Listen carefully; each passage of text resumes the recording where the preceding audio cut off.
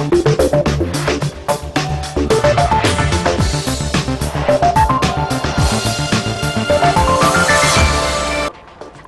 halal cosmetics. Could this be the next big thing in Islamic retail? We meet one woman who's putting her money where her mouth is.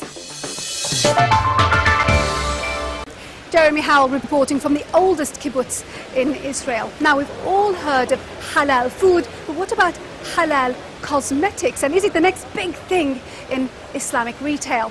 Layla Mandi, a Canadian who converted to Islam, was alarmed to find that many of the creams she used contained either pig or alcohol extracts, and she created her own range of halal cosmetics. Stephanie Hancock, who's had a very busy week, met her. It's the start of the day for cosmetics queen Layla Mandi, and with appearance all important in her trade, getting her look right is key. Layla used to work as a makeup artist in the US and her native Canada, but it was only when she converted to Islam 3 years ago that she started wondering what was actually in the products she used every day. And someone who's not born into a culture or a faith tends to ask a lot more questions than people who are born into the culture or the faith. So one of the questions that I asked when I was learning about Islam was, what about skincare? Can you use products that have pork in them or pork derivatives? And the answer was absolutely not. I would read the back of each bottle and find out which ones had these ingredients in it and which ones did not. To my surprise, most did.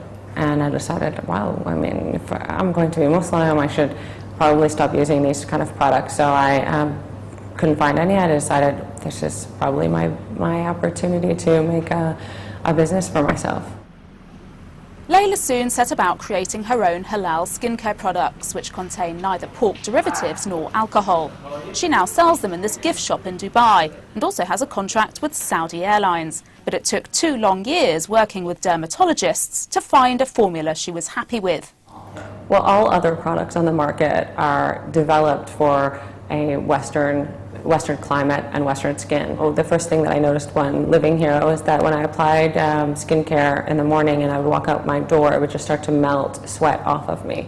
So I wanted to develop a product that was not only halal, but was also conducive to the climate that I was living in. This is a moisturizer which won't slip off, slide off, make you feel sweaty. It'll stay put and allow you to apply makeup on afterwards. And then this is a toner which prepares your skin for the eye cream and moisturizer. So all were specially formulated for the extreme heat of the GCC.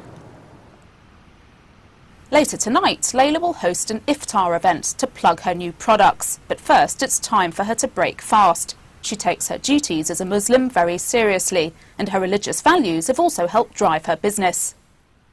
What attracts me to Islam the most is its very clear boundaries and instructions as to a way of life. I think the question I initially had about whether or not it's permitted to have a pork byproduct on your body and be Muslim was a religious question. To develop a business, I think, is very entrepreneurial. That side, I think, is definitely more Western. To strive, to do something, to change, to provide choice. I think that those values I took from back home. Tonight's event at an upscale boutique in Dubai is an opportunity for Layla to tell would-be clients about her products. So getting her message across tonight is key. Ironically, the Gulf region is the least informed about a halal brand. Muslims in England, Muslims in France, Muslims in Denmark, they're asking more questions about halal skincare than the GCC region. The reason why I came to Dubai was to understand my potential client better, so it made sense for me to come and be here. Layla's business may just be getting off the starting blocks, but she still has big ambitions for the future. Initially, I just wanted to develop a product line, and now I would like for it to become profitable for myself. Next is going to be a complete line. Right now I have 4 products. I'll expand that to about 11. And then, of course, I want to have hair care, body care, and cosmetics. I'm working on all of these at the moment. I want them to be very competitive on the market. I want them to look cool, feel cool. I want them to be better than any products on the market. And it's a one-man show right now, being me, so it just takes a little bit of time. Layla Mandi speaking to Stephanie Hancock there. Well, I hope you've enjoyed the programme. We just have time to see how the region's main markets finished the week. And remember, we'd love to hear from you. Our email address is middleeastbiz@bbc.co.uk. Now, next week we're back in Morocco.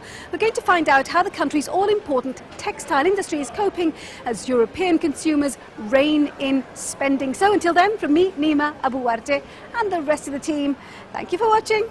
Bye-bye.